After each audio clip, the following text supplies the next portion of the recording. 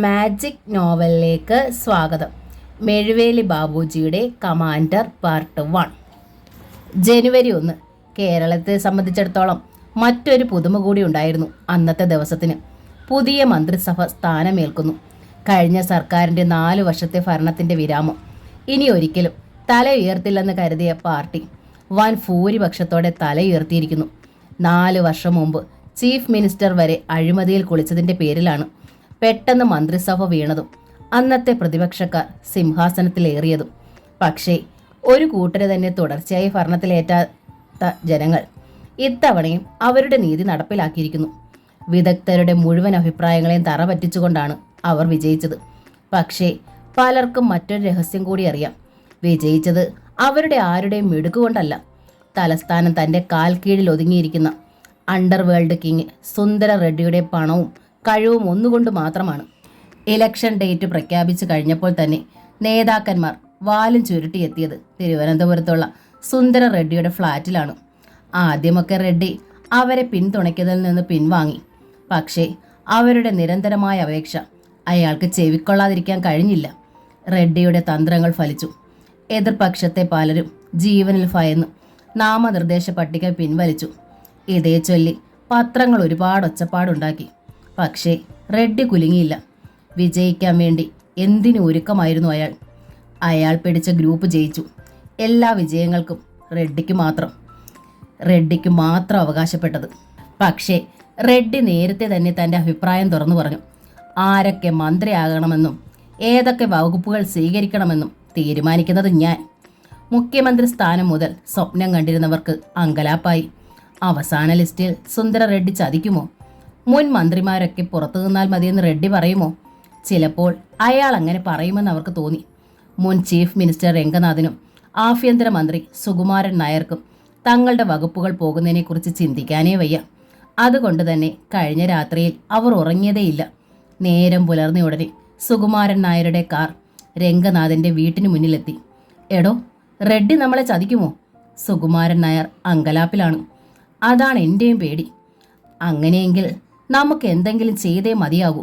Election ജയിച്ചിട്ട് ഒരു MLA ആയി മാറി നിൽക്കേണ്ടി വരുമോ? അതേക്കുറിച്ച് ചിന്തിക്കാനേ കഴിയുന്നില്ല. എന്ത് ചെയ്യണമെന്നാണ് താൻ പറയുന്നത്? സുന്ദര റെഡ്ഡിക്കെതിരെ ചെറുവിരൽ അനക്കാനെങ്കിലും നമുക്ക് കഴിയുമോ? അങ്ങനെ ചോദിച്ചാൽ കഴിയണം. അതാണ് എനിക്ക് പറയാനുള്ളത്. ഏതായാലും നമുക്ക് മാത്രമായിട്ട് ഒന്നും ചെയ്യണ്ട. നമുക്ക് കഴിഞ്ഞ മന്ത്രിസഭയിലെ നമ്മുടെ അടുത്ത ആൾക്കാരെ കുറിച്ച് കൂടി വിളിച്ച് ആലോചിക്കാം. സുകുമാരൻ നായരും അനുകൂലിച്ചു. ഫോൺ അതിദ്രുതം പ്രവർത്തിക്കാൻ തുടങ്ങി. വൈകിട്ട് പുത്തരിക്കണ്ട മൈതാനത്ത് വെച്ചാണ് വമ്പിച്ച സ്വീകരണ പരിപാടികൾ. 3 മണിയാകുമ്പോൾ മന്ത്രിമാരുടെ ലിസ്റ്റുമായി സെക്രട്ടറിയിൽ എത്തിയേക്കാമെന്ന് സുന്ദര റെഡ്ഡി പറഞ്ഞിരിക്കുന്നത്. അപ്പോൾ അറിഞ്ഞാൽ മതിയെന്നാണ് ഓരോരുത്തരും. തങ്ങൾ മന്ത്രിയാണോ അല്ലയോ മുൻവിധിക്ക് പ്രയാസം. 10 മണിയായപ്പോഴേക്കും രംഗനാഥിൻ്റെ വീട്ടുവളപ്പിൽ കാറുകളുടെ നീണ്ട നിര.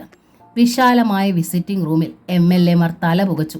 രംഗനാഥും സുകുമാരൻ നായരും പറയുന്ന ഓരോ വാക്കുകളും അവർ മനസ്സിൻ്റെ ഭിത്തിയിൽ കോറിയിട്ടു.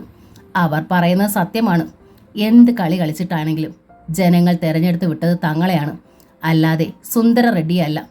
പിന്നെ അയാൾ ആരായിട്ടാണ് മന്ത്രിമാരെ നിശ്ചയിക്കാൻ? ഇലക്ഷന് കോടികൾ മുടക്കിയിട്ടുണ്ടാവും. പക്ഷേ നേരത്തെ തങ്ങളുടെ സർക്കാർ ഇരുന്ന കാലത്ത് അയാൾ അതിൻ്റെ 100-ലധികം ഇരട്ടി സമ്പാദിച്ചിട്ടുമുണ്ടല്ലോ. എങ്ങനെയും ഈ കുരുക്കിൽ നിന്ന് രക്ഷപ്പെട്ടേ മതിയാകൂ. അവർ കൂട്ടം ചേർന്ന് ചിന്ത തുടങ്ങി. അവസാനം സുകുമാരൻ നായർ തന്നെയാണ് അതിനും പോംവഴി കണ്ടെത്തിയത്. നമ്മുടെ മുന്നിൽ ഒറ്റ മാർഗമേ ഉള്ളൂ. എല്ലാവരും അയാളുടെ മുഖത്തേക്ക് നോക്കി. ലിസ്റ്റുമായി അയാൾ സെക്രട്ടേറിയറ്റിൽ എത്തരുത്. What you mean? രംഗനാഥ് ഞെട്ടിപ്പോയി. സുകുമാരൻ നായർ തലകുലുക്കി. തനിക്ക് മുഖ്യമന്ത്രിയായിട്ടിരിക്കണോ? വേണ്ടെന്ന് പറയാൻ രംഗനാഥിന് കഴിഞ്ഞില്ല. എങ്കിൽ ഞാൻ പറഞ്ഞത് നടക്കണം. നിങ്ങൾ ഭ്രാന്ത് പറയുകയാണോ? അല്ല. എങ്ങനെ നടക്കും? ഇത് തീക്കളിയാണ്. തന്നെ കൊണ്ടാവുമോ അയാളെ കൊല്ലാൻ? നമ്മൾ കൊല്ലണമെന്ന് ആര് പറഞ്ഞു? പിന്നെ കൊല്ലാനൊക്കെ ആളുണ്ടാകും. അയാളുടെ മരണം ആഗ്രഹിക്കുന്നവർ ഈ തലസ്ഥാനത്ത് തന്നെയുണ്ട്. നിങ്ങൾ പറയുന്നത് ഹൈദറുടെ കാര്യമാണോ? ഒരാൾ തിരക്കി. അതെ, വളർന്നു വരുന്ന ഒരു അധോലോക നായകനാണ് ഹൈദർ. പക്ഷേ സുന്ദര റെഡ്ഡിയുടെ വലയം ഭേദിച്ച് തലയുയർത്താൻ അയാൾക്ക് കഴിയുന്നില്ല എന്നതാണ് സത്യം. അധികാരികളും നിയമവുമെല്ലാം റെഡ്ഡിയുടെ കൂടെയാണ്. അതുകൊണ്ട് മാത്രം ഹൈദർ പത്തി താഴ്ത്തി കഴിയുന്നു. സുകുമാരൻ നായർ ഓരോ മുഖങ്ങളിലേക്ക് മാറി മാറി നോക്കി. ഞാൻ ഏർപ്പാടാക്കട്ടെ. ആരും മിണ്ടിയില്ല. കാരണം മനസ്സുകൊണ്ട് അവരൊക്കെ അയാളുടെ മരണം ആഗ്രഹിക്കുന്നു എന്നതാണ്. ഞാൻ പോകുന്നു. പിന്നൊരു കാര്യം, അവസാനം പഴിയെല്ലാം കൂടെ എൻ്റെ പേരിൽ ആരോപിച്ചേക്കരുത്. എല്ലാവർക്കും വേണ്ടിയാണ് ഞാനിത് ചെയ്യുന്നത്. അവർ അനുകൂല ഭാവത്തിൽ നിന്നും സുകുമാരൻ നായർ രംഗനാഥിനെ നോക്കി. താൻ നമ്മുടെ വകുപ്പുകളെക്കുറിച്ചും മന്ത്രിമാരെക്കുറിച്ചൊക്കെ തീരുമാനിച്ചോളൂ. സുന്ദര റെഡ്ഡിയുടെ ലിസ്റ്റ് ഇനി ഉണ്ടാവില്ല. അയാൾ ഇറങ്ങിപ്പോയി. രംഗനാഥ് ആശ്വാസത്തോടെ ഒന്ന് നിശ്വസിച്ചു. തൻ്റെ റിവോൾവിംഗ് ചെയറിൽ സുന്ദര റെഡ്ഡി കറങ്ങി തിരിഞ്ഞു. അയാളുടെ മുന്നിലെ മേശപ്പുറത്ത് ഒരു പാഡും പേനയും ഉണ്ടായിരുന്നു. പാഡിൽ മന്ത്രിമാരുടെ പേരും വകുപ്പുകളും. പക്ഷേ ആ കൂട്ടത്തിലൊന്നും രംഗനാഥിൻ്റെയോ സുകുമാരൻ നായരുടെയോ പേരുകൾ ഉണ്ടായിരുന്നില്ല. ലിസ്റ്റ് ഒരിക്കൽ കൂടി വായിച്ച് തൃപ്തിപ്പെട്ടിട്ട് സുന്ദര റെഡ്ഡി തനിയെ ചിരിച്ചു. ബാസ്റ്റേഴ്സ്, നിന്നെയൊക്കെ ജയിപ്പിക്കാമെങ്കിൽ ഭരിപ്പിക്കാനും എനിക്കറിയാം. 55 കഴിഞ്ഞയാളാണ് സുന്ദര റെഡ്ഡി. 6.5 അടിയിലധികം ഉയരവും അതിന് തക്ക വണ്ണവുമുള്ള അതികായൻ. അയാളുടെ പേഴ്സണൽ സെക്രട്ടറി കടന്നു വന്നു. സർ, റെഡ്ഡി തല ഉയർത്തി. രംഗനാഥ് തൻ്റെ വീട്ടിൽ മന്ത്രിമാരെയും വകുപ്പുകളും നിശ്ചയിക്കുന്നുണ്ടെന്ന് ഒരു ഇൻഫർമേഷൻ കിട്ടിയിരിക്കുന്നു. റെഡ്ഡിയുടെ കണ്ണുകളിൽ വന്യമായൊരു തിളക്കം മുട്ടിട്ടു. അവനെ വിളിക്ക്. പേഴ്സണൽ സെക്രട്ടറി ഡയൽ കറക്കി. അപ്പുറത്ത് രംഗനാഥ് ലൈനിൽ വന്നു. റിസീവർ സുന്ദര റെഡ്ഡിക്ക് കൈമാറി. നീ അവിടെ മന്ത്രിസഭ രൂപീകരിക്കുകയാണെന്ന് കേൾക്കുന്നല്ലോടാ. റെഡ്ഡി അലറി. അക്ഷരാർത്ഥത്തിൽ രംഗനാഥ് വിറച്ചുപോയി. ഞാൻ ഒന്ന് നീ നിർത്തടോ. ഇത്തവണ മന്ത്രിസഭയിൽ നീ ഉണ്ടായിരിക്കില്ല. റെഡ്ഡി സാർ, മിണ്ടരുതെന്ന് നിന്നോടല്ലേ പറഞ്ഞത്? ആരൊക്കെ എന്തൊക്കെ തീരുമാനിച്ചാലും സുന്ദര റെഡ്ഡിയുടെ തീരുമാനമേ നടക്കൂ. അയാൾ റിസീവർ ക്രേഡിലേക്കിട്ടു. പിന്നെ പേഴ്സണൽ സെക്രട്ടറിയെ നോക്കി. രംഗനാഥ് അങ്ങനെ ഒരു പ്രവൃത്തിക്ക് മുതിർന്നെങ്കിൽ മറ്റു ചിലതും മനസ്സിൽ കണ്ടിട്ടാവണം. ഇനിയുള്ള അവരുടെ ഓരോ നീക്കങ്ങളും ശ്രദ്ധിച്ചോളൂ. സർ, PS പോയി. ചില നിമിഷങ്ങൾക്കുള്ളിൽ അയാളുടെ മകൾ കടന്നു വന്നു. ഡാഡി. ആഹാ, മോളെപ്പോൾ വന്നു? വന്നതേ ഉള്ളൂ. അവൾ ഡാഡിക്കെതിരായി കസേരയിലിരുന്നു. അരുൺ വന്നില്ലേ? ഇല്ല, ഇന്ന് സത്യപ്രതിജ്ഞ ആയതുകൊണ്ട് അവർക്കൊക്കെ പിടിപ്പത് ജോലിയാ. SP ആണ് അരുൺ, സുന്ദര റെഡ്ഡിയുടെ മരുമകൻ. ഒരു മകളും മകനുമായിരുന്നു റെഡ്ഡിക്ക്. മകൻ 15-ാം വയസ്സിൽ അച്ഛനോട് പിണങ്ങി നാട് വിട്ടുപോയതാണ്. ബോംബെയെ നടുക്കം കൊള്ളിക്കുന്ന അധോലോക നേതാവായി അയാൾ വിരാജിക്കുകയാണ്. അർജുൻ, അതാണ് അയാളുടെ പേര്. അച്ഛനും മകനുമായി എഴുത്തുകുത്തുകൾ പോലുമില്ല. മോളു, പിന്നെ ഒറ്റയ്ക്ക് രാവിലെ വന്നത്? മമ്മിയെ കണ്ടില്ലേ? കണ്ടു. പക്ഷേ എനിക്ക് കാണേണ്ടിയിരുന്നത് ഡാഡിയായിരുന്നു. റെഡ്ഡിയുടെ നെറ്റി ചുളിഞ്ഞു. എന്താ മോളെ? ഞാൻ പറഞ്ഞ ഡാഡി കേൾക്കുമോ? റെഡ്ഡി പതിയെ ചിരിച്ചു. ഇത് പതിവില്ലാത്തതാണല്ലോ. ഇപ്പോൾ മോൾക്ക് പറയാനുള്ളത് ഡാഡിക്ക് പ്രയാസമുണ്ടാക്കുന്ന കാര്യമാണ്. അത് ശ്രദ്ധിക്കാതെ അവൾ പറഞ്ഞു. ഇനിയെങ്കിലും ഡാഡി ഇതൊക്കെ നിർത്തണം. മോളെ. Yes daddy. ഒരുപാട് സമ്പാദിച്ചില്ലേ? കൈകളിൽ പാവക്കറകൾ നിറഞ്ഞില്ലേ? ആർക്കു വേണ്ടിയാണ് ഡാഡി ഇതൊക്കെ? സുന്ദര റെഡ്ഡി ആദ്യം കാണുന്നത് പോലെ മകളെ നോക്കി. മോളെ, നീ? മടുത്തു ഡാഡി. ആൾക്കാർ എന്തൊക്കെയാ പറയുന്നത്? ഇപ്പോൾ ജീവനെ ഭയന്ന് പുറത്തേക്കിറങ്ങാൻ തന്നെ പ്രയാസമായിരിക്കുന്നു.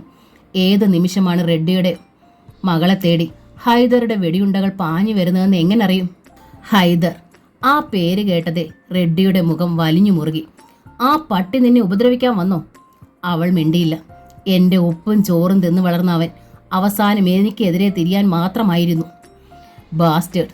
ഇല്ല മോളെ, അവൻ നിന്റെ നേരെ നോക്കുക കൂടിയില്ല. റെഡ്ഡിയുടെ അണപ്പല്ലുകൾ ഞെരിഞ്ഞു. അവൾക്ക് മിണ്ടാൻ കഴിഞ്ഞില്ല. നടന്നതും നടക്കുന്നതുമൊക്കെ ഡാഡിയോട് എങ്ങനെ പറയും? പറഞ്ഞാൽ ഡാഡി വെറുതെ ഇരിക്കില്ലെന്നറിയാം. ഡാഡി, ഈ പണി നിർത്തണമെന്നാണോ മോള് പറയുന്നത്? രാധ എന്തോ പറയാൻ ഭാവിക്കുമ്പോൾ ഫോൺ ശബ്ദിച്ചു. സുന്ദര റെഡ്ഡി അറ്റൻഡ് ചെയ്തു. അല്പനേരത്തെ സംഭാഷണത്തിന് ശേഷം റിസീവർ വെച്ചിട്ട് മകളെ നോക്കി പുഞ്ചിരിച്ചു. മോള് പറഞ്ഞതിനെക്കുറിച്ച് ഡാഡി ഗൗരവമായി തന്നെ ആലോചിക്കുന്നുണ്ട്. ഇപ്പോൾ മോള് പൊയ്ക്കോളൂ, ഡാഡി അല്പം തിരക്കിലാണ്. രാധ എണീറ്റു. സുന്ദര റെഡ്ഡി ഇന്റർകോമിലൂടെ തൻ്റെ കമാൻഡർ ജനറലിനെ വിളിച്ചു. നിമിഷങ്ങൾക്കുള്ളിൽ അയാൾ എത്തി. തൈമൂർ. സുന്ദര റെഡ്ഡിയേക്കാൾ ഭയപ്പെടേണ്ടത് തൈമൂറിനെയാണെന്ന് ശത്രുക്കൾക്കറിയാം. അത്രയ്ക്ക് അപകടകാരി. തൈമൂർ, ഞാൻ തിരിച്ചെത്തുന്നതുവരെ നിങ്ങൾ ഇവിടെ ഉണ്ടാകണം. സർ. ചോദ്യഭാവത്തിൽ തൈമൂർ നോക്കി. സമയം 3 മണി. ആ ബെൻസ് കാർ പായുകയാണ്. സെക്രട്ടേറിയറ്റിൽ കാത്തിരിക്കുകയാണ് MLA മാർ. കാറിനുള്ളിൽ സുന്ദര റെഡ്ഡി ഉണ്ടായിരുന്നു. മുൻ സീറ്റിൽ അയാളുടെ ഗൺമാനും. പിൻ സീറ്റിൽ ചാരിക്കിടന്ന് സുന്ദര റെഡ്ഡി കണ്ണുകൾ അടച്ചു. സീറ്റിൽ തൊട്ടടുത്ത് തന്നെ ബ്രീഫ് കേസ് ഉണ്ടായിരുന്നു. ചുണ്ടിൽ ഇരുന്ന ചുരുട്ടിൻ്റെ അഗ്രത്ത് നിന്നും നൂലുപോലെ മുകളിലേക്ക് ഉയർന്ന പുക കാറിനുള്ളിൽ നിറയാൻ തുടങ്ങി. ആ ഫോൺ സന്ദേശം അയാളെ വല്ലാതെ അസ്വസ്ഥനാക്കിയിരുന്നു. തന്റെ മരുമകനും മറുചേരിയിലാണ് ഹൈദറുടെ കൂടെ. രാധ വന്നതും അതും കൂടെ പറയാനായിരുന്നിരിക്കണം, അയാൾ ഓർത്തു. അവളുടെ സംസാരത്തിൽ പലതും ഒളിഞ്ഞിരിപ്പുണ്ടായിരുന്നു. കാര്യങ്ങൾ തന്റെ കൈപ്പിടിയിൽ നിന്നു വഴുതി നീങ്ങുകയാണോ? അയാളുടെ ചിന്തകളെ മറച്ചുകൊണ്ട് പെട്ടെന്നൊരു വെടിപൊട്ടി. സുന്ദര റെഡ്ഡി ഞെട്ടി ഉണർന്നു. അയാൾക്ക് അപകടം മണത്തു.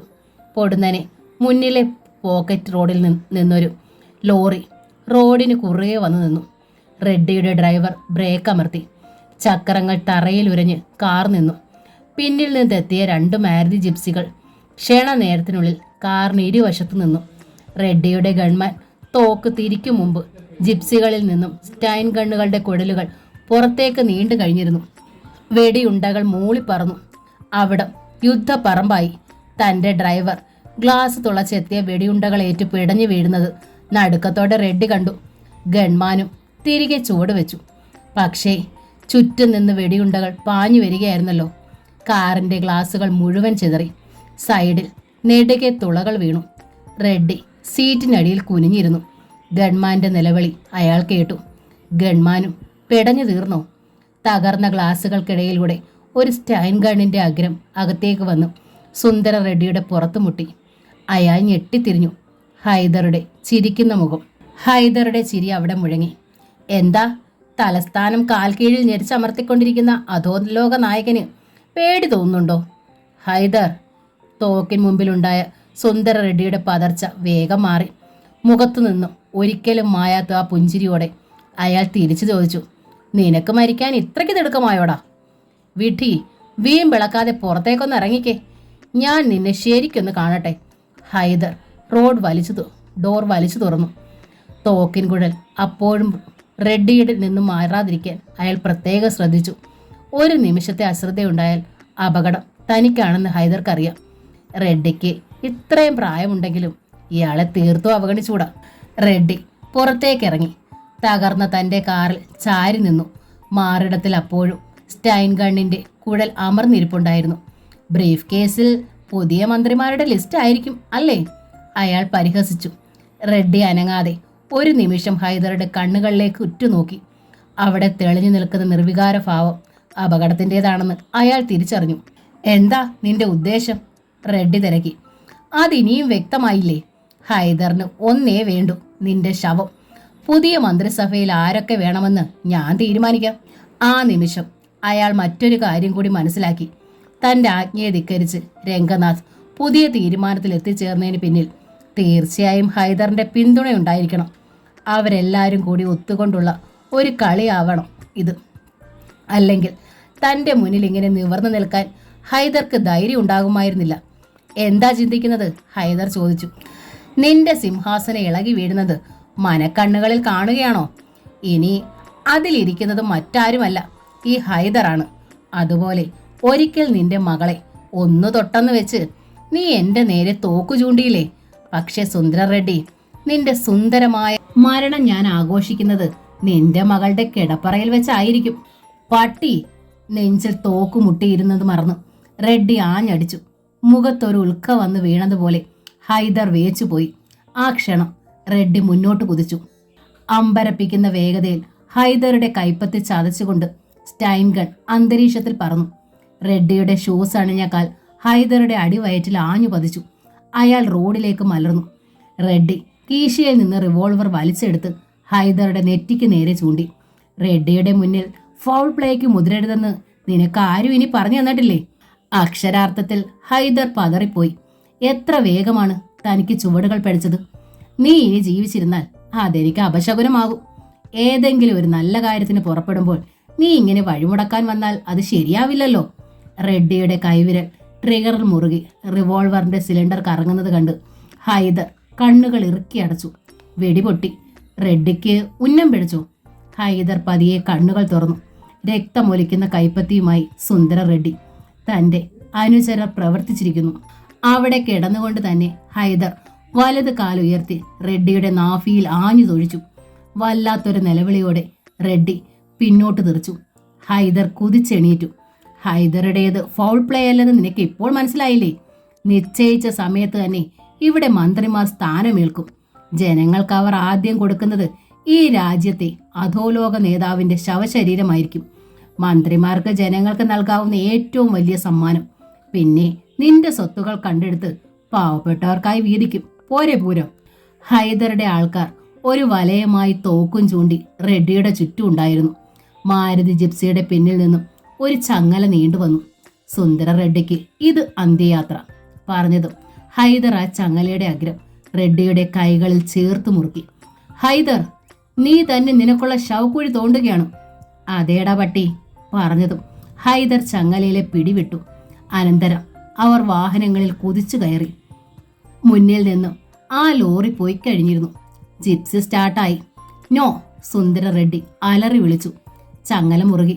അടുത്ത ക്ഷണം റെഡ്ഡി എടുത്തെറിയപ്പെട്ടതുപോലെ റോഡിൽ കമിഴ്ന്നു വീണു. ജിപ്സിക്ക് വേഗതയേറി. റെഡ്ഡിയുടെ ശരീരം തറയിലൂടെ വലിഞ്ഞു. കാൽനടക്കാർ പകച്ചു നിന്നു. ഏതാനും സെക്കൻഡുകൾ കൊണ്ടാണ് ഇത്രയും നടന്നത്. ചില നിമിഷങ്ങൾ കഴിഞ്ഞപ്പോൾ 2 വാനുകൾ അവിടെ നിന്ന് ബ്രേക്ക് ചെയ്തു. അതിൽ നിന്ന് തോക്കേന്തിയ റെഡ്ഡിയുടെ ആൾക്കാർ പുറത്തേക്ക് ചാടി. ഏറ്റവും മുന്നിൽ തൈമൂർ ആയിരുന്നു. കാറിന്റെ കിടപ്പ് കണ്ടപ്പോൾ തന്നെ അയാളുടെ നെഞ്ചിടി പേറി. പക്ഷേ കാറിൽ റെഡ്ഡി ഇല്ലെന്ന് കണ്ടപ്പോൾ റോഡിൽ പകച്ചു നിന്ന ഒരുവന്റെ നെഞ്ചിൽ തോക്കമർന്നു. എന്താടാ ഉണ്ടായത്? ജീപ്പിൽ വന്നവർ ഒരാളെ കെട്ടി വലിച്ചുകൊണ്ട് പോയി. ബാസ്റ്റേഡ്. തൈമൂർ വാനിൽ കുതിച്ചു കയറി. കമോൺ. അനുയായികളും കയറി. ജീപ്പുകൾ പോയ വഴിയെ വാനുകളും പാഞ്ഞു. അവയുടെ സ്പീഡോമീറ്ററുകളിലെ സൂചി വലത്തോട്ട് കറങ്ങി. ചക്രങ്ങൾ റോഡിൽ പറക്കുകയായിരുന്നു. സ്റ്റിയറിംഗ് വെട്ടിത്തിരിഞ്ഞു. സെക്കൻഡുകളുടെ വ്യത്യാസത്തിൽ വന്ന അപകടത്തെ തൈമൂർ പഴിച്ചു. ഹൈദർ ആഞ്ഞടിക്കാൻ പോകുന്നുവെന്ന് മെസ്സേജ് കിട്ടിയ ഉടനെ മറ്റെല്ലാം മറന്ന് ഇറങ്ങിത്തിരിക്കുകയായിരുന്നു. പക്ഷേ തൈമൂറിന്റെ കണ്ണുകൾ 2 തേക്കട്ടകളായി. റെഡ്ഡിക്ക് എന്തെങ്കിലും സംഭവിച്ചാൽ നാളെ ഈ തലസ്ഥാനം ബാക്കി കാണില്ല. അധികാരത്തിലേറാൻ പോകുന്ന പട്ടികളൊക്കെ ആ ജീവൻ ഉത്തരം പറഞ്ഞേ മതിയാകൂ. അല്ലെങ്കിൽ തൈമൂർ പറയിക്കും. അയാൾ അണപ്പല്ല് ഞെരിച്ചു. കൈവിരൽ തോക്കിൽ തെരുപ്പിടിപ്പിച്ചു. മുന്നിലൊരു വെള്ളായം. അങ്ങകലെ തൈമൂറിന്റെ നെഞ്ചിടിപ്പേറി. ഗോപി. ഡ്രൈവർക്ക് സൂചന. ആക്സിലേറ്റർ വീണ്ടും ഞെരിഞ്ഞു. ഗോപിയുടെ കാൽ വാനിന്റെ ബോഡിയിൽ തട്ടി. വാഹനങ്ങൾ തമ്മിലുള്ള അകലം കുറഞ്ഞു വന്നു. തൈമൂർ നടുക്കുന്ന ആ കാഴ്ച കണ്ടു. റോഡിൽ ഉരഞ്ഞു ചേർന്നിരിക്കുന്ന രക്തവും മാംസവും ഒരു മാംസ കഷ്ണം പോലെ വലിഞ്ഞെഴയുന്ന തങ്ങളുടെ സാബു. സ്കൗണ്ട്രൽ. വാഹനങ്ങളുടെ ശബ്ദത്തെ ഭേദിച്ചുകൊണ്ട് തൈമൂറിന്റെ അലർച്ചയുയർന്നു. ഹൈദർ ഞെട്ടിത്തിരിഞ്ഞു. പിന്നിലൂടെ പാഞ്ഞെടുക്കുന്ന അപകടം കണ്ട് അയാൾ കിടുങ്ങി. ആ ക്ഷണം തൈമൂറിന്റെ തോക്കിൽ നിന്നും വെടിയുണ്ടകൾ പാഞ്ഞു വന്നു. സുന്ദര റെഡ്ഡിയെ ബന്ധിച്ചിരുന്ന ചങ്ങലയുടെ കണ്ണികൾ ചിതറിത്തെറിച്ചു. കുറേ വെടിയുണ്ടകൾ ജീപ്പിലും പതിച്ചു. റോഡിൽ ചലനമറ്റ് കിടക്കുന്ന മാംസ കഷ്ണം അയാൾ അത് തന്റെ മടിയിലേക്ക് ഉയർത്തി വെച്ചു. സാബ്. സുന്ദര റെഡ്ഡിയുടെ നെഞ്ചും താടിയുമെല്ലാം ഉരഞ്ഞു തീർന്നിരിക്കുന്നു. ഇദ്ദേഹം മരിച്ചോ? തൈമൂർ സംശയിച്ചു. നാടി പിടിച്ചു നോക്കി. നേരിയ സ്പന്ദനമുണ്ട്. തൈമൂറിന്റെ ശരീരത്തെ നനച്ചുകൊണ്ട് ചോര ഒഴുകി. സാബ്. അയാൾ ഒന്ന് മൂളിയോ? ആ കൺപോളകളൊന്ന് ചലിച്ചോ? തൈമൂർ നോക്കിയിരിക്കെ റെഡ്ഡിയുടെ കണ്ണുകൾ തുറന്നു വന്നു. സാബ്. തൈമൂർ. പതിഞ്ഞ സ്വരം. അവൻ എന്നെ, ആ പട്ടി എൻ്റെ മോളെ, അവളെ രക്ഷിക്കണം. ഞാൻ വാക്കുകൾ മുറിഞ്ഞു. കണ്ണുകൾ അടഞ്ഞു. ഇല്ല, തൈമൂർ അങ്ങേ മരണത്തിന് വിട്ടുകൊടുക്കില്ല. അയാൾ റെഡ്ഡിയെ ഒരു കൈ കുഞ്ഞിനെ പോലെ കോരിയെടുത്ത് വാനിൽ കയറ്റി. മെഡിക്കൽ കോളേജ് ലക്ഷ്യമാക്കി വാനുകൾ പാഞ്ഞുപോയി. തലസ്ഥാനത്തെ കടകളുടെ ഷട്ടറുകൾ അതിവേഗം താണു. വാഹനങ്ങൾ ചീറിപ്പാഞ്ഞു. കാൽനടയാത്രക്കാർ എത്രയും വേഗം റോഡിൽ നിന്ന് രക്ഷപ്പെട്ടാൽ മതിയെന്ന ഭാവത്തിലാണ്. സ്വകാര്യ ബസ് സർവീസ് നിർത്തിവെച്ചു. സുന്ദര റെഡ്ഡിയെ കൊലപ്പെടുത്താൻ ശ്രമിച്ചു എന്ന ആ വാർത്ത തലസ്ഥാനത്തെ നടുക്കിയിരിക്കുകയാണ്. അയാൾക്ക് എന്തെങ്കിലും സംഭവിച്ചാൽ തലസ്ഥാനം ചോരയിൽ കുതിരും എന്ന കാര്യത്തിൽ ആർക്കും സംശയമുണ്ടായിരുന്നില്ല. മെഡിക്കൽ കോളേജിന് മുന്നിൽ ജനങ്ങൾ തിക്കിത്തിരക്കി. സുന്ദര റെഡ്ഡി അവർക്കൊക്കെ ദൈവമായിരുന്നല്ലോ. കള്ളക്കടത്തുകാരനും അധോലോക നേതാവുമൊക്കെ ആണെങ്കിലും റെഡ്ഡിക്ക് എന്നും പാവങ്ങളോട് അനുകമ്പയായിരുന്നു. അയാളുടെ സഹായം ആർത്തലച്ചെത്തിയ ഒരാളെപ്പോലും നിരാശപ്പെടുത്തിയിട്ടില്ല. അതുകൊണ്ട് തന്നെ അയാൾ എന്നും പാവപ്പെട്ടവർക്ക് വലിയവനായിരുന്നു. മെഡിക്കൽ കോളേജിലെ ഓപ്പറേഷൻ തിയേറ്ററിൽ സുന്ദര റെഡ്ഡി മരണവുമായി മല്ലടിക്കുമ്പോൾ തൈമൂറിന്റെ നേതൃത്വത്തിലുള്ളവർ തോക്കുമായി കാതോർത്തു. അവരുടെ കൈപ്പിടിയിൽ ഒതുങ്ങിയിരിക്കുകയാണ് മെഡിക്കൽ കോളേജ് എന്ന് വേണമെങ്കിൽ പറയാം. ഡോക്ടർമാർ തങ്ങളുടെ ജീവൻ കൊടുത്തും റെഡ്ഡിയുടെ ജീവൻ രക്ഷിക്കാനുള്ള തയ്യാറിലാണ്. റെഡ്ഡി മരിച്ചാൽ തങ്ങളെ തേടിയെത്തുന്നത് വെടിയുണ്ടകളാണെന്ന് അവർക്കും അറിയാമായിരുന്നു. സെക്രട്ടേറിയറ്റിനു മുന്നിൽ സത്യപ്രതിജ്ഞ കേൾക്കാനെത്തിയ ജനങ്ങളെ എണ്ണിപ്പെറുക്കാമായിരുന്നു. ജീവന ഭയന്ന് ആരും പുറത്തു വന്നില്ല. രംഗനാഥ് വിജയലഹരിയിലായിരുന്നു. അയാൾക്ക് മുൻപിൽ സുകുമാരൻ നായരുണ്ടായിരുന്നു, ഹൈദർ ഉണ്ടായിരുന്നു. ഏതായാലും അയാൾ ജീവിക്കില്ലെന്ന് എനിക്ക് ഉറപ്പാണ്, ഹൈദർ പറഞ്ഞു. തൽക്കാലം സത്യപ്രതിജ്ഞ അടക്കട്ടെ, ബാക്കിയൊക്കെ പിന്നീട് ആലോചിക്കാം. റെഡ്ഡി വീണുവെന്ന് വെച്ച് എല്ലാം കഴിഞ്ഞെന്ന് വിചാരിക്കണ്ട. തൈമൂർ പുറത്തുണ്ട്. അവന്റെ പിന്നിൽ 100 കണക്കിന് തോക്കുധാരികളുണ്ട്. റെഡ്ഡിയുടെ മരണം സ്ഥിരീകരിച്ചു കഴിഞ്ഞാൽ അവർ ഈ നഗരം ചുട്ടരിക്കും. അതിനുവേണ്ട മുൻകരുതലുകൾ എടുക്കണം. രംഗനാഥ് സുകുമാരൻ നായരെ നോക്കി. സത്യപ്രതിജ്ഞയ്ക്ക് തൊട്ടു മുമ്പ് തന്നെ ആഭ്യന്തര മന്ത്രിയാകാൻ പോകുന്നയാളിന്റെ ആജ്ഞ അതാവട്ടെ. സുകുമാരൻ നായർ ചിരിച്ചു. ഇനി എന്തു വേണമെന്ന് എനിക്കറിയാം. എന്തുണ്ടായാലും എനിക്ക് കൈകാര്യം ചെയ്യാവുന്നതേ ഉള്ളൂ. പോരെങ്കിൽ ഹൈദർ അല്ലേ കൂട്ടിന്? അയാൾ എവിടെ? അരുൺ, റെഡ്ഡിയുടെ മരുമകൻ. പുത്തരിക്കണ്ടം മൈതാനത്തെ സെക്യൂരിറ്റി ചുമതല അയാളെ ഏൽപ്പിച്ചിരിക്കുകയാണ്. പോലീസ് ഡിപ്പാർട്ട്മെന്റിലെ വിശ്വസിക്കാൻ കൊള്ളാവുന്ന ഏറ്റവും നല്ല പട്ടിയാണ് അരുൺ. സുകുമാരൻ നായർ DGP ഫോണിൽ വിളിച്ച് വേണ്ട നിർദ്ദേശങ്ങൾ നൽകി. പട്ടണം മുഴുവൻ കാക്കിധാരികളെ കൊണ്ട് നിറഞ്ഞു. റോഡിലൂടെ ഫ്ലൈയിങ് സ്ക്വാഡിന്റെ മാരുതി ജിപ്സികൾ മൂളി പറന്നു. എവിടെയെങ്കിലും അതൃപ്തമായൊരു ചലനം കണ്ടാൽ വെടിവെക്കാനാണ് ഉത്തരവിട്ടിരിക്കുന്നത്. സുകുമാരൻ നായർ സംതൃപ്തിയോടെ ചിരിച്ചു. വരുന്ന ഒരു രാത്രി നിർണായകമാണ്. അതിനടുത്ത പ്രഭാതം ശാന്തമായിരിക്കണം. അയാൾ ഹൈദറെയും രംഗനാഥിനെയും മാറി മാറി നോക്കി.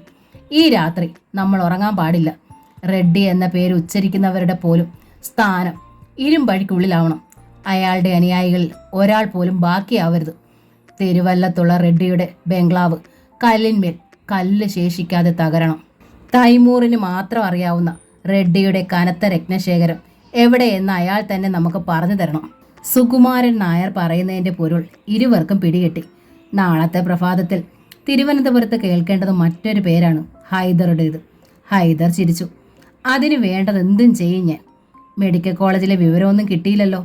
രംഗനാഥ് അത് പറഞ്ഞതും ഫോൺ ശബ്ദിച്ചത് ഒന്നിച്ചാണ്. അയാൾ റിസീവർ എടുത്തു. മെഡിക്കൽ കോളേജിൽ നിന്നുള്ള മെസ്സേജ് തന്നെയായിരുന്നു. റിസീവറിലൂടെ ഒഴുകിയെത്തിയ വാർത്ത രംഗനാഥിൻ്റെ കാതുകളെ ചുട്ടുപൊള്ളിക്കുന്നതായിരുന്നു. സർ, പരിഭ്രാന്തി നിറഞ്ഞ ശബ്ദം. സുന്ദര റെഡ്ഡി മരിച്ചിട്ടില്ല. തലയിൽ ഒരു തീമല അടർന്നു വീഴുന്നത് പോലെ രംഗനാഥ് പിടഞ്ഞുപോയി.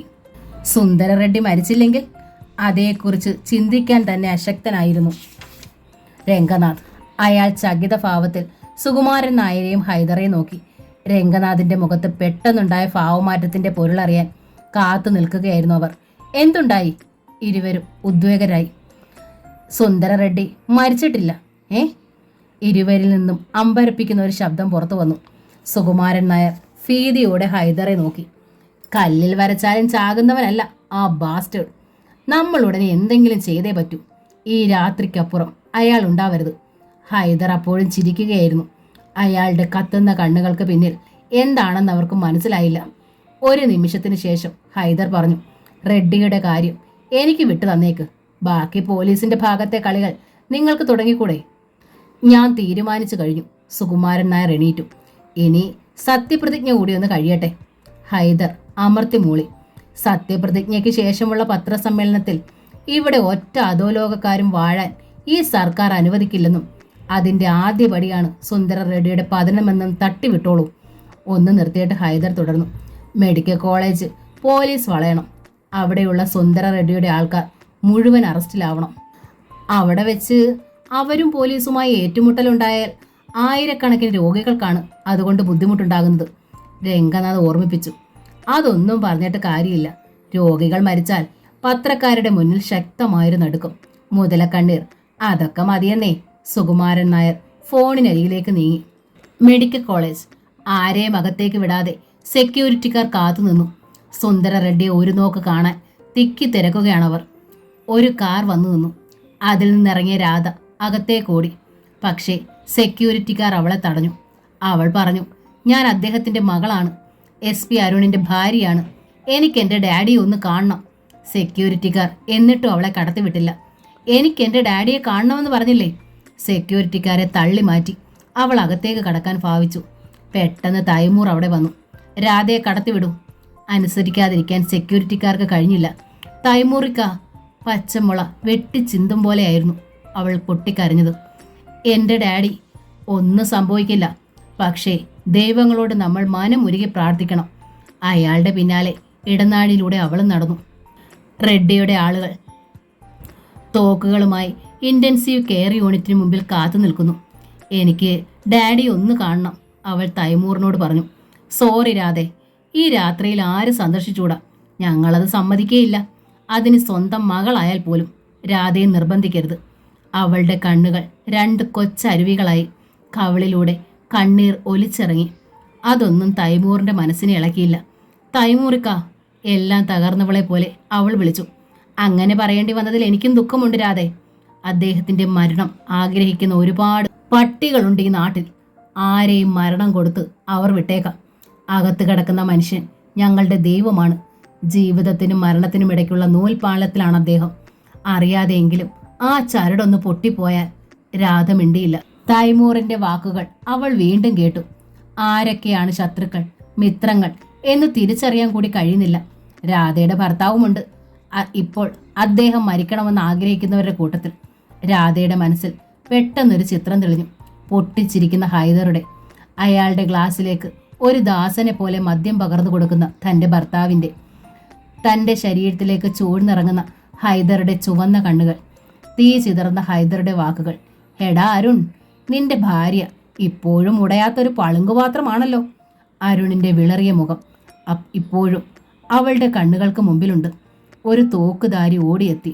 രാധ ഞെട്ടിത്തിരിഞ്ഞു. ആഗതൻ തൈമൂറിൻ്റെ കാതിൽ മന്ത്രിച്ചു. ഹോസ്പിറ്റലിൽ പോലീസ് വളയുകയാണ്. മൈ ഗോഡ്, തൈമൂർ ഞെട്ടി. അവരുടെ ലക്ഷ്യങ്ങൾ 2 ആയിരിക്കും. ഒന്ന് നമ്മുടെ സാബിൻ്റെ ജീവൻ, 2 നമ്മൾ. തൈമൂർ അസ്വസ്ഥനായി. നമ്മുടെ എത്ര ആൾക്കാർ ഇവിടെ ഉണ്ട്? 100ഓളം കാണും. എങ്കിൽ ഭയപ്പെടാനില്ല. നമ്മുടെ സ്റ്റൈൻ കണ്ണുകൾക്കുള്ളിൽ നിന്ന് പായുന്ന വെടിയുണ്ടകളുടെ ഘോഷയാത്രയെ തടഞ്ഞു നിർത്താൻ ഒരിക്കലും പോലീസിന് കഴിയില്ല. എങ്കിലും സൂക്ഷിക്കണം. യാതൊരു കാരണവശാലും പോലീസ് അകത്ത് കടക്കരുത്. പുറത്തേക്കുള്ള മാർഗങ്ങളിലൊക്കെ നമ്മുടെ ആൾക്കാർ ഉണ്ടാകണം. ആഗതൻ തിരിഞ്ഞോടി. രാധ ഒരു കസേരയിൽ തളർന്നിരുന്നു. ഈ സമയം വാതിക്കലെത്തിയ SP അരുണും റെഡ്ഡിയുടെ ആൾക്കാരും തമ്മിൽ വാക്കുതർക്കമായി. സാറേ, എന്തു പറഞ്ഞാലും അകത്തേക്ക് കടക്കാൻ ഞങ്ങൾ സമ്മതിക്കില്ല. അകത്ത് കിടക്കുന്ന ആൾ എൻ്റെ ഭാര്യയുടെ അച്ഛനാണ്. എന്നിട്ടാണോ അദ്ദേഹത്തെ വധിക്കാൻ സാർ കൂട്ടുനിന്നത്? ദേ, അനാവശ്യം പറഞ്ഞാലുണ്ടല്ലോ, അടിച്ച് നിന്റെ കരണം പുകച്ച് കളയും ഞാൻ. എങ്കിൽ മറുപടി പറയുന്നത് ഈ തോക്കായിരിക്കും. റെഡ്ഡി സാറിൻ്റെ മരുമകൻ എന്നുള്ള പരിഗണനയൊന്നും നിങ്ങൾക്ക് ഇനി കിട്ടാൻ പോകുന്നില്ല. അരുൺ വിളറിപ്പോയി. എൻ്റെ ഭാര്യ അകത്തുണ്ട്, എനിക്ക് അവളെ കാണണം. എങ്കിൽ ഇങ്ങോട്ട് പറഞ്ഞു വിടാം. ഒരാൾ പോയി. മിനിറ്റുകൾ കഴിഞ്ഞപ്പോൾ രാധ എത്തി. വരൂ. ഒന്നും പറയാതെ രാധ അയാളുടെ പിന്നാലെ ചെന്നു. കാറിനടുത്തെത്തിയപ്പോൾ അരുൺ പറഞ്ഞു, കാറിൽ കയറ്. ഞാൻ ഡാഡിയെ കണ്ടില്ല. കാണാൻ നിനക്കൊരവസരമുണ്ട്. കുഴിയിലേക്ക് വെക്കും മുമ്പ് അയാൾ ക്രൂരമായി ചിരിച്ചു. ചേട്ടാ, അവൾ വേദനയോടെ വിളിച്ചു. സുന്ദര റെഡ്ഡിയുടെ മകൾ ജീവിച്ചിരിക്കണം. അതുകൊണ്ടാണ് നിന്നെ കൊണ്ടുപോകുന്നത്. ഒരു ഏറ്റുമുട്ടലുണ്ടായാൽ എത്ര പേർ ബാക്കി കാണുമെന്ന് അറിയില്ലല്ലോ. അപ്പോൾ നിങ്ങൾ എൻ്റെ ഡാഡിയെ കൊല്ലും. അക്കാര്യത്തിൽ സംശയമില്ല. കണ്ണിലിരുട്ട് കയറുന്നത് പോലെ തോന്നി രാധയ്ക്ക്. എൻ്റെ ഡാഡി നിങ്ങൾക്ക് എന്ത് ദ്രോഹം ചെയ്തു? നിന്നെ എനിക്ക് വിവാഹം ചെയ്ത് തന്നെ ഏറ്റവും വലിയ ദ്രോഹം. പിടഞ്ഞുപോയി രാധ. പുതിയ മന്ത്രിസഭ സത്യപ്രതിജ്ഞ ചെയ്ത് അധികാരത്തിലേറി. ഇനി പുത്തിരിക്കണ്ടം മൈതാനത്ത് വെച്ച് ഗംഭീര സ്വീകരണം. പക്ഷേ അവിടെയും അധികം ആൾക്കാരൊന്നുമില്ല. ഉള്ളത് പോലീസാണ്. ഈസ്റ്റ് ഫോർട്ട് മുഴുവൻ പോലീസ് നിറഞ്ഞിരിക്കുന്നു. പട്ടണം മുഴുവൻ കാക്കിയല്ലാതെ മറ്റൊന്നും കാണാനില്ല. സ്വീകരണ പരിപാടി എത്രയും വേഗം കഴിക്കണമെന്നാണ് രംഗനാഥിൻ്റെയും സുകുമാരൻ നായരുടെ ഒക്കെ ആഗ്രഹം.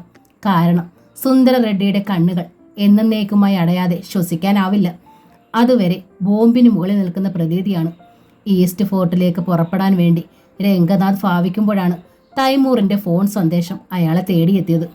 പുതിയ ചീഫ് മിനിസ്റ്റർക്ക് സുന്ദര റെഡ്ഡിയുടെ കമാൻഡറുടെ അഭിനന്ദനങ്ങൾ. തൻ്റെ നട്ടലിനുള്ളിലൂടെ ഒരു പഴുത്ത ലോഹം കുത്തിയിറക്കുന്ന പ്രതീതി തോന്നി രംഗനാഥിന്. പത്രക്കാരും മറ്റും അയാളുടെ മുഖത്ത് നോക്കി നിൽക്കുന്നതിനാൽ ശരിക്കും അഭിനയിച്ചേ പറ്റൂ. ചീഫ് മിനിസ്റ്റർ മുഖത്തേക്ക് ഒരു ചിരി ക്ഷണിച്ചു വരുത്തി. തൈമൂറിൻ്റെ ശബ്ദം പിന്നെയും കേട്ടു. സുന്ദര റെഡ്ഡിയുടെ ലിസ്റ്റിൽ രംഗനാഥ് എന്നൊരു ചീഫ് മിനിസ്റ്ററോ സുകുമാരൻ നായർ എന്നൊരു ഹോം മിനിസ്റ്ററോ ഉണ്ടായിരുന്നില്ല. അതുകൊണ്ട് തന്നെ ഏത് നിമിഷവും രാജിവെക്കാൻ നിങ്ങൾ ഒരുക്കമായിരിക്കുമല്ലോ. തൈമൂർ പതിഞ്ഞ സ്വരത്തിൽ രംഗനാഥ് വിളിച്ചു. ഓ, നിങ്ങൾക്ക് ഉറക്കെ സംസാരിക്കാനാവില്ലല്ലോ, ചുറ്റും ആൾക്കാരുണ്ടാവും അല്ലേ? തൈമൂർ ചിരിച്ചു. രംഗനാഥ് വിയർക്കുകയാണ്. സുന്ദര റെഡ്ഡിയുടെ മൃതദേഹത്തിൽ വെക്കാൻ റീത്തുമായി കാത്തു കഴിയുകയാവും നിങ്ങൾ. പക്ഷേ ആ സ്വപ്നം സാക്ഷാത്കരിക്കണമെങ്കിൽ ഇനിയും ഒരുപാട് കാലം കാത്തിരിക്കേണ്ടി വരുമല്ലോ. ഒരു ഹൈദർ കൂട്ടിനുണ്ടെന്ന് വെച്ച് എല്ലാം ആയെന്ന് കരുതിയെന്നാണ് നിങ്ങൾ. പക്ഷേ റെഡ്ഡിയുടെ ഒരു രോമത്തിന്റെ വിലയില്ല ഹൈദറിനെന്ന് ഞങ്ങൾ കാട്ടിത്തരാം. അദ്ദേഹത്തിന്റെ ജീവനൊന്ന് രക്ഷപ്പെട്ടോട്ടെ. അതുവരെ അദ്ദേഹത്തിന് ഞങ്ങൾ സംരക്ഷണം കൊടുത്തുകൊണ്ടേയിരിക്കും. അല്ലെങ്കിൽ നിങ്ങളൊന്നും ഇപ്പോൾ ഉണ്ടാകുമായിരുന്നില്ല. ഞങ്ങൾ കാത്തിരിക്കുകയാണ് അദ്ദേഹത്തെ ചതിക്കുവാൻ. കൂട്ടുനിന്നവരൊക്കെ അതിൻ്റെ ഫലം അറിയുക തന്നെ ചെയ്യും. പിന്നെ ഇപ്പോൾ വിളിച്ചത് മെഡിക്കൽ കോളേജിന് ചുറ്റും പോലീസിനെ നിരത്തി നിർത്തിയേക്കുന്നതിൻ്റെ കാരണം അറിയാനാണ്. ഒരാക്രമണമാണ് ലക്ഷ്യമെങ്കിൽ നിങ്ങൾ ഒരുപാട് ജീവൻ ഉത്തരം പറയേണ്ടി വരും. റെഡ്ഡി സാറിനെ ഒന്ന് തൊടാൻ പോലും ഞങ്ങൾ അനുവദിക്കില്ല. അതിനുവേണ്ടി എത്ര ശവശരീരങ്ങളും ചിതറി വീണോട്ടെ. ചീഫ് മിനിസ്റ്റർക്ക് ശ്വാസം വിലങ്ങി. അയാൾ ദയനീയമായി സുകുമാരൻ നായരെ നോക്കി. അപ്പോൾ തൈമൂർ തുടർന്നു. ഫൗൾ പ്ലേക്ക് മുദ്രയെഴുതെന്ന് ആഭ്യന്തര മന്ത്രിയോടും കൂടി പറഞ്ഞേക്കൂ. തൈമൂറിനെ എല്ലാവർക്കും ശരിക്കറിയാലോ. ഉടൻ പോലീസിനെ പിൻവലിച്ചില്ലെങ്കിൽ ചീഫ് മിനിസ്റ്റർക്ക് ഒരുപാട് നഷ്ടങ്ങൾ ഉണ്ടായേക്കും. റെഡ്ഡി സാറിന് എന്തെങ്കിലും സംഭവിച്ചാൽ ഒരാൾ ബോംബെയിൽ നിന്ന് ഇവിടെത്തും. പിന്നെ ഒരുത്തന് നിലനിൽപ്പുണ്ടാവില്ല. ആര്? അറിയാതെ തിരക്കിപ്പോയി രംഗനാഥ്. അർജുൻ. ആ പേര് കേട്ടതും നിന്ന നിൽപ്പിൽ വിറച്ചുപോയി രംഗനാഥ്. കമാൻഡർ എന്ന നോവലിൻ്റെ ഈ ഭാഗം ഇവിടെ പൂർണ്ണമാവുകയാണ്. ഈ നോവൽ നിങ്ങൾക്ക് ഇഷ്ടമായെങ്കിൽ ലൈക്ക് ചെയ്ത് ഷെയർ ചെയ്ത് സബ്സ്ക്രൈബ് ചെയ്യണേ. താങ്ക്